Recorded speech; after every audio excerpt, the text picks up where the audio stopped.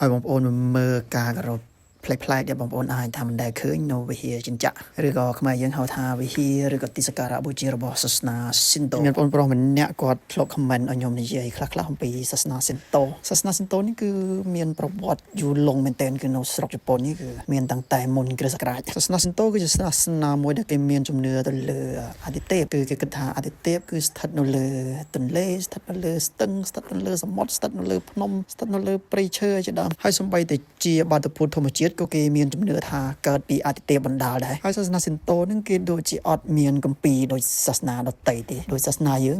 មានគម្ពីរឬក៏បត្រៃបិដកតែសាសនាស៊ីនតូនឹងតាមដឹងដូចជាអត់មានការសរសេរលេខអក្សរជាគម្ពីរទេប៉ុន្តែខ្ញុំធ្លាប់ចូលទៅម្ដងដែរហើយមានមេសាសនារបស់គេម្នាក់គេចេញមកគេសូត្រធម៌របស់គេខ្ញុំ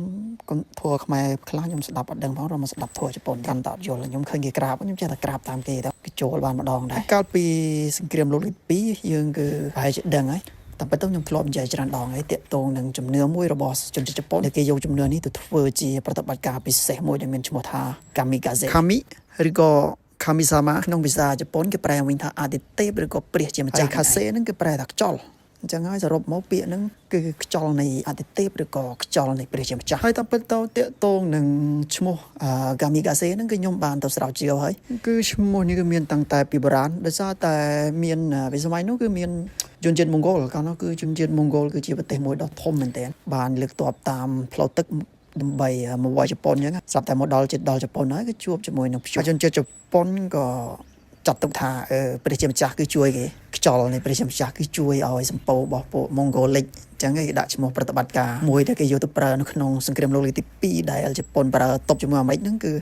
គេដាក់ឈ្មោះថា Kamikaze ហើយប្រតិបត្តិការមួយនេះគឺលើពិភពលោកមានតែជប៉ុនទេដែលហ៊ានប្រើគឺអត់មានអ្នកណាគេហ៊ានប្រើទេហើយតែមកដល់រដូវក្តៅនៅពេលដែលយើងចូលវិហារគេយក